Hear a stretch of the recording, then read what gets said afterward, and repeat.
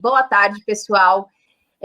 Para quem não me conhece ainda, meu nome é Karina Jabur, eu sou advogada especialista em direito tributário e planejamento patrimonial da família.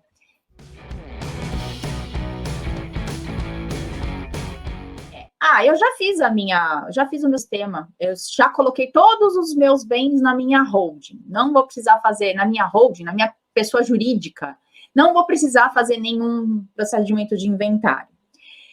Bom, não é bem assim, não é só colocar o patrimônio numa pessoa jurídica e achar que você está livre de um processo de inventário. Se você não fizer esse procedimento da forma como deve ser, você vai sim precisar passar por isso.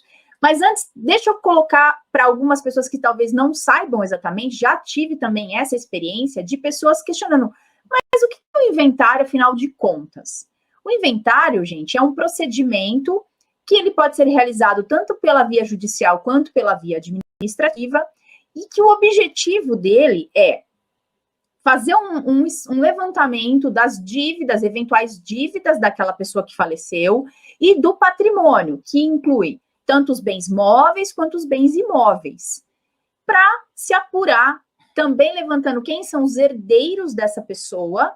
Então, vai se apurar. Existem dívidas, precisam ser pagas. Aquela herança vai conseguir cobrir aquelas dívidas? Sobrou dinheiro? Quem são os herdeiros? Esses herdeiros vão receber? Não vão receber? Enfim, isso é o processo de inventário. Ele acaba sendo um processo muito demorado, porque como existe essa questão de dívidas, você tem que notificar os órgãos públicos, ter certidões, enfim, um monte de coisas. Então, você faz isso pela via administrativa ou pela via judicial. Só que as pessoas acabam se esquecendo de um detalhe pequeno, que é o seguinte, é um detalhe pequeno, mas é um detalhe muito importante.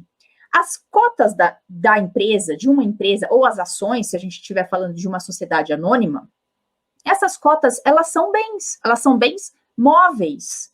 E eles precisam, sim, passar pelo processo de inventário. Então, não adianta só pensar que você vai colocar o teu patrimônio, eu coloquei os meus imóveis, veículos, aplicações, tudo na minha empresa, já está tudo lá dentro. Agora eu tenho 1.000 cotas, 1 milhão de cotas da minha empresa, não preciso fazer inventário. Não, essas cotas precisam ser inventariadas. E o que muita gente também não sabe é que o valor que vai ser considerado para fins de imposto da herança é o valor patrimonial contábil dessas cotas. Nossa, do que você está falando? Tô por fora. Vamos lá, você tem uma empresa, vamos supor que você tenha uma empresa que tem 10 mil reais de capital social. Então, quando você constitui, você coloca no teu contrato que aquela empresa tem um capital social de 10 mil reais. Pois bem, você tem 10 mil cotas no valor de R$1 cada uma. Só que a sua empresa, ela tem equipamentos, ela tem, por exemplo, a sede. Vamos pensar num restaurante.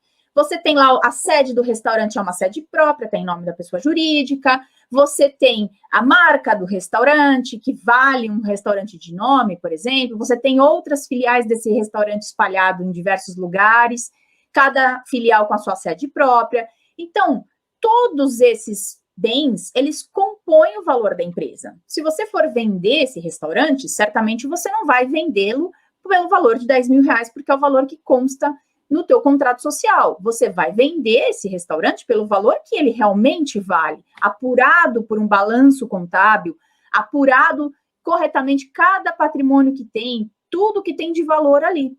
E aí, quando a gente vai fazer o ITCMD, muitas pessoas, quando a gente vai fazer o recolhimento, né, do ITCMD, que é justamente o imposto da herança, muitas profissionais acabam colocando apenas o valor do capital social. E aí, o que acontece?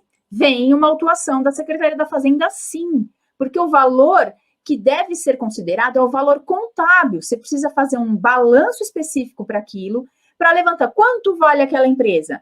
Essa empresa vale X mil reais. Pois bem, então a gente tem tantas cotas, vamos dividir esse valor pelo valor da cota para saber qual é o valor de cada cota. Não é aquele valor que está no contrato. E aí o imposto acaba ficando muito mais alto. E isso vai para um inventário. Isso precisa passar pelo inventário. Então, não é simplesmente acreditar que você coloca o teu patrimônio numa pessoa jurídica e está tudo resolvido. Não. Você precisa ter a sequência, que é justamente fazer o planejamento sucessório desse patrimônio. Você pode até ter uma uma proteção desses bens em relação à atividade, em relação a dívidas, etc., mas não fica livre do inventário. A holding, nós colocamos o patrimônio na empresa e fazemos a doação dessas cotas aos filhos como forma de planejamento sucessório, mas uma doação com usufruto, com outras tantas cláusulas protetivas que vão fazer com que o patriarca, a matriarca, as pessoas que criaram aquele patrimônio, que são efetivamente os donos do patrimônio, consigam manter consigo a administração permanente disso, como se nada tivesse mudado, como se eles realmente ainda estivessem com esse patrimônio no nome deles. Então, é muito importante que se pense nessa sucessão. Fazer simplesmente a transferência do patrimônio da pessoa física para a pessoa jurídica não é um planejamento sucessório. Essas cotas dessa empresa, elas serão necessariamente inventariadas no momento em que ocorrer o falecimento dos titulares dessas cotas, tá? Então, é muito importante que fiquem ligados nisso.